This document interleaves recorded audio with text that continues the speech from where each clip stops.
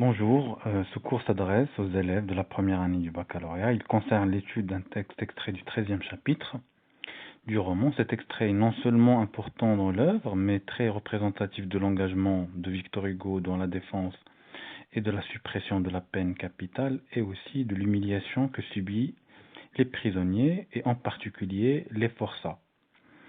Ce texte est le début d'un prolongement que nous verrons dans le chapitre 23, qui concerne un autre personnage qui s'appelle le Frioche, qui est aussi passé par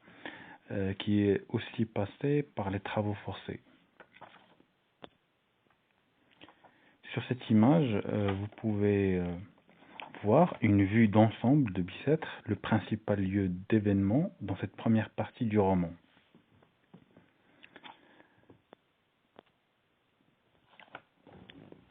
Alors, en ce qui concerne l'extrait choisi pour cette étude de texte, il s'étend de « On fit asseoir les galériens » jusqu'à la fin de ce chapitre, d'accord? Alors, le mot clé ici, c'est le mot galérien, qui est synonyme de forçat, qui veut dire des personnes qui sont condamnées à des travaux forcés. Nous verrons à la fin de cette étude comment ça se représente, un travail forcé, dans les tribunaux français du 19e siècle. C'est parce que c'est eux qui prononçaient ces verdicts. Alors, pour que ce texte soit accessible à tout le monde, j'ai essayé de surligner des expressions et des mots avec des couleurs distinctes. Ainsi, une fois vous le lisez, vous le relisez, vous pouvez quand même le comprendre assez clairement. Alors, en rouge, vous avez des verbes au passé simple, d'accord, qui justifie justement la typologie du texte, mais aussi la nature du verbe d'action, ainsi de suite. Les expressions en bleu, ce sont des figures de style. Vous pouvez quand même aussi les analyser à votre aise. On pourrait quand même identifier quelques-unes. Ensuite, vous avez des expressions, et des verbes surtout, pardon, en vert. Ce sont des verbes à l'imparfait qui justifient aussi la typologie du texte, mais aussi la nature de ces verbes. Vous connaissez très bien, l'imparfait est utilisé très souvent comme arrière-plan à la description ou bien pour décrire des objets, des personnes, des sensations de façon très courte. Vous remarquez une fois le texte lu et relu, la symétrie, voire la conception de ce texte. Chaque progression, bien chaque paragraphe, il renvoie à un moment du ferrage. C'est une suite logique de toutes les étapes de l'opération du ferment. Par exemple, au début du texte, vous avez là, d'abord, on fit asseoir les galériens. Ensuite, après cette opération, dans la deuxième partie du texte, un rayon de soleil reparut. Ça, c'est un moment du texte, quand même, qui annonce le début d'une partie suivante. Vous avez là, ils chantaient, ils se formèrent en ronde, c'est-à-dire les forçats. Ensuite, ils chantaient, tournaient, etc. Ensuite, on apporta dans le préau. Et là, vous avez l'action, ou bien la scène suivante. Puis, ayant mangé, ils jetèrent les forçats. Et le narrateur, qu'est-ce qu'il faisait, par exemple, à ce moment-là? Il observait. Ainsi de suite. Et vous pouvez aussi voir la succession de ces parties représentatives du texte. Donc je résume. Vous avez d'abord, on fit asseoir les forçats sur la boue, bien dans la boue. Ensuite, après l'opération du ferrage, c'est-à-dire visite médicale, transport par les geôliers et le ferrage. Puis un rayon de soleil reparut. Les forçats se forment en ronde, puis ils chantent, puis ils mangent, puis ils jettent le reste de ce qu'ils ont mangé. Et tout à coup, l'action va se renverser. On va voir pourquoi cela arriverait. Très bien. Alors, sur cette diapositive, vous pouvez remarquer la principale localité de cet extrait, c'est-à-dire la cour de la prison, Bicêtre. Le narrateur nous dit que lorsqu'il la décrivait, c'est une quadruple, c'est-à-dire elle est de forme carrée, ou plutôt de forme rectangulaire, d'accord? Là, vous avez façade, cette façade, percée d'une multitude de fenêtres, les fenêtres que vous pouvez remarquer là, d'accord? Là et là aussi. Et sur ces fenêtres, vous avez des prisonniers qui regardent ce spectacle, entre guillemets. Vous avez ici des prisonniers aussi. Vous avez au milieu une lanterne, d'accord? Je vais vous dire pourquoi, en fait, je la précise, parce que c'est autour de cette lanterne que ces forçats, une fois le ferrage terminé, ils vont commencer à faire des rangs, comme pour s'amuser. Et on peut supposer que le narrateur condamné, il regarde le spectacle à partir de là.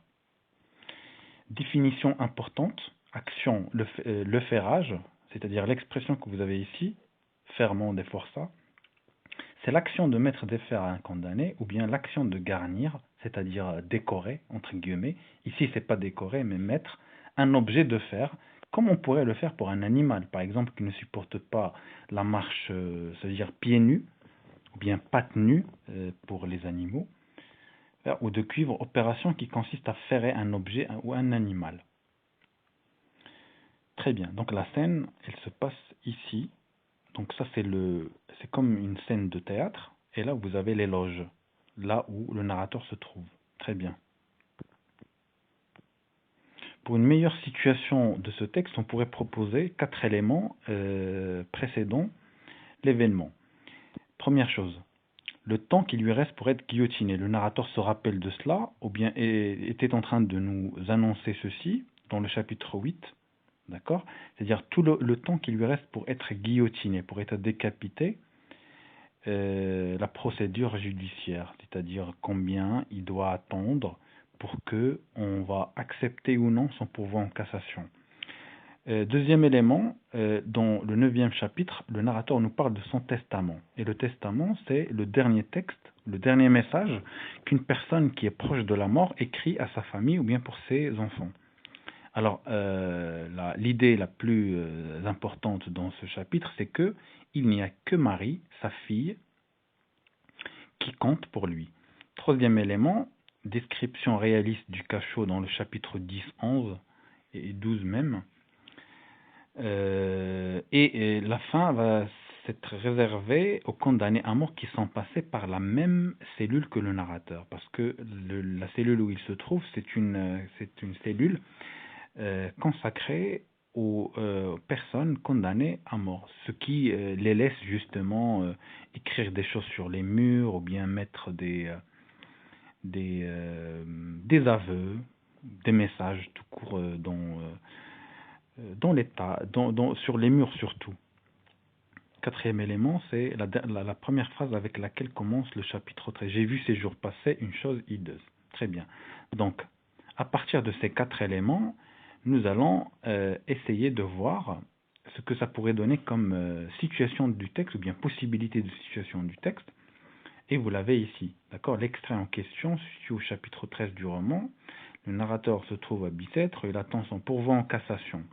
Après avoir dévoilé son amour fou pour sa fille Marie, le condamné découvre les recoins de son cachot et s'arrête sur des descriptions minutieuses peintes au mur, les noms des anciens condamnés à mort passaient par la même pièce. Un guichetier lui propose d'assister au ferment des forçats dans une autre cellule donnant sur la cour de Bicêtre, et c'est le moment où on se trouve dans ce texte. Très bien. Identification de l'extrait passera par la réponse à des questions clés, d'accord, type de texte, énonciateur, personnage, le temps, les lieux, la focalisation et le genre du texte et par conséquent le genre du roman. Je reviendrai sur des étapes importantes, narratif, descriptif, narratif, car on a un ordre chrono. Vous avez vu tout à l'heure dans le texte, on progresse d'abord, puis ensuite, enfin.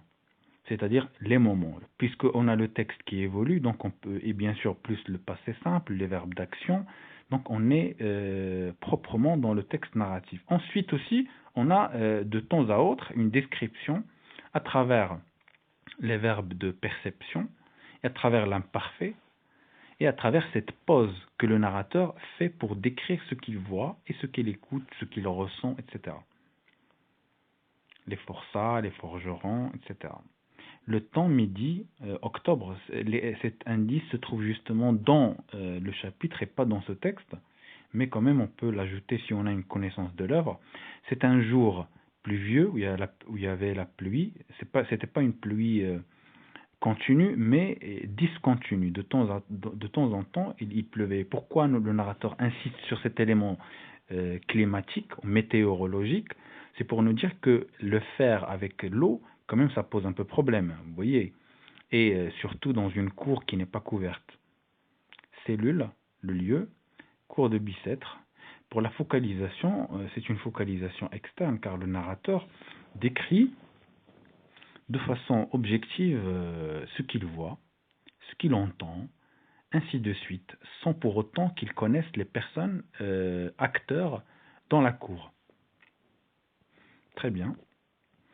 Alors, ce dessin est particulièrement significatif, ça pourrait vous aider à mieux cerner ce texte. Nous avons une première partie, d'accord?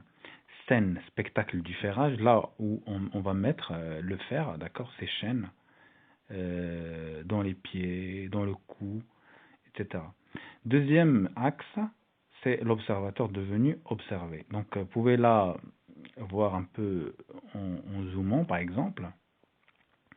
Vous avez ici les forçats qui sont alignés. D'accord? Là, c'est la garde Schurm avec des bâtons qui contrôlent, qui surveillent la réalisation de ce protocole.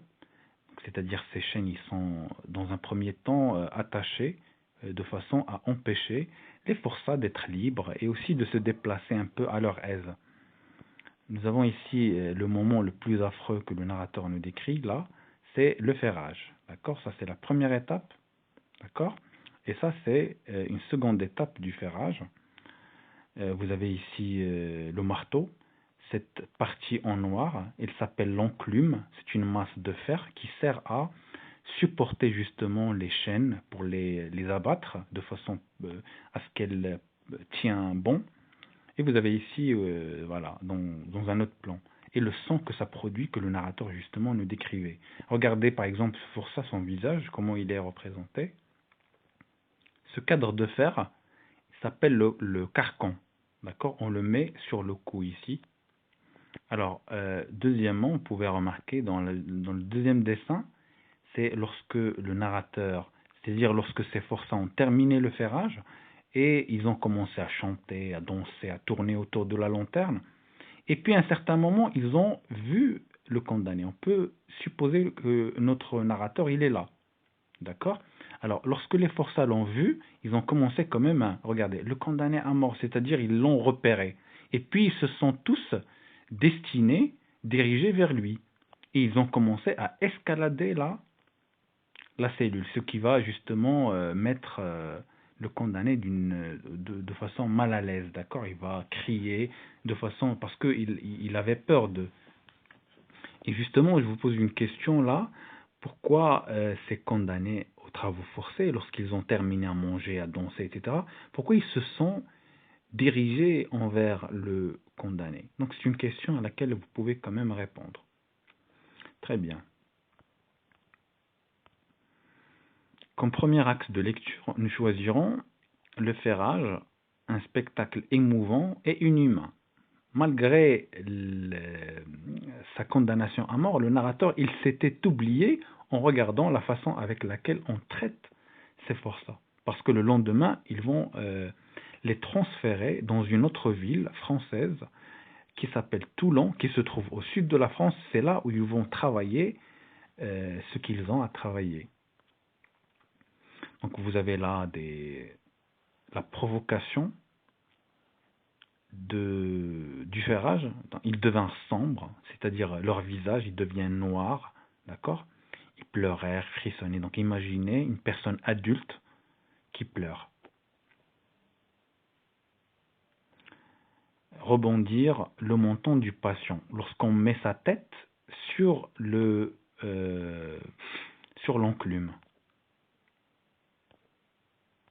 Alors, en synthèse à cette première partie, les galériens sont traités de façon impitoyable comme des bêtes par les gardes chiourmes. Le moment du ferrage fait pâlir même les plus courageux. Donc, ce sont des galériens qui sont descendus à l'échelle même de l'animal. C'est pour ça qu'on a utilisé cette expression galérien bestialisé. Très bien. Donc sur ces deux images, ça résume un peu la représentation du texte. Donc là, vous avez la phrase dans le texte. Le moindre mouvement d'avant en arrière, c'est-à-dire la tête, si ce condamné aux travaux forcés fait bouger sa tête en arrière ou en avant, ce personnage, qui est le forgeron, pourrait justement lui casser la tête, lui ferait sauter le crâne comme une coquille de noix. C'est-à-dire, c'est une comparaison très frappante. Donc vous avez là la garde de Churme, le forgeron, ici les autres forçats qui attendent. Voilà, donc là nous avons le ferrage des pieds. Regardez ce regard un peu pathétique. Regardez la force avec laquelle le forgeron tape sur l'enclume. Regardez un peu cette indifférence de la garde Churme, cette attitude. Très bien, donc vous avez ici la phrase qui montre ainsi après la visite des médecins, la visite des geôliers, après la visite des geôliers, le ferrage. 3 actes à ce spectacle comme dans une pièce de théâtre. Très bien. Alors, dernière partie de cette premier axe de lecture. Après le ferrage, on leur laisse une petite liberté le jour du ferrage. Les forçats se levèrent à la fois. Pourquoi à la fois? Parce que les chaînes sont attachées les unes envers les autres. Ils tournaient à fatiguer les yeux. C'est le narrateur qui décrit. Ils chantaient une chanson de bagne. Les gardes de Churme rompirent la danse. À un certain moment, la garde Churme coupe la danse des forçats. Ils vont leur donner à manger dans un liquide qui est sale et fumant, dans un récipient de bois. Et puis, encore une deuxième fois, ils vont se remettre à danser après avoir mangé. Donc, ce sont des gens qui sont très persécutés, joyeusement. Parce que la persécution, c'est quand même un peu lorsqu'on applique une violence sur une personne, donc c'est une personne persécutée, mais en même temps ils sont heureux. Donc c'est un oxymore ici. Très bien. Deuxième axe de lecture, le condamné était au début du texte un observateur parce qu'il nous décrivait ce qu'il voyait, comme s'il regardait un spectacle. À la fin du texte, comme vous l'avez vu sur le dessin, il devient cible des forçats. Il devient observé parce que quelqu'un d'eux l'avait remarqué. Du coup, ils vont quand même le provoquer un peu, ce qui le montre dans le texte. Lorsque vous dites à quelqu'un bonjour, bonsoir, c'est quand même, c'est pas une façon de saluer, mais c'est une façon de vous moquer de cette personne. Alors le condamné éprouve une grande émotion et une grande compassion à l'égard des galériens traités comme des fauves enragés. Un profond sentiment de pitié me remuait jusqu'aux entrailles. Ce qui montre que notre héros, anti-héros, c'est un condamné hypersensible. Le condamné spectateur. Au début, il devient spectacle pour eux. Tous les yeux sont fixés vers lui. Le condamné est victime d'un horrible cauchemar. C'est pour ça que nous allons parler justement, comme dans le récit fantastique, registre fantastique. Et là, c'est registre pathétique. Voilà. Troisième ou bien quatrième élément de ce deuxième axe, le condamné est terrorisé donc. Il pousse des cris de rage, tente vainement de défoncer la porte, finit par perdre conscience. Donc la fin du texte, c'est l'évanouissement. Et vous avez ici tente d'escalader, comme on escalade une montagne.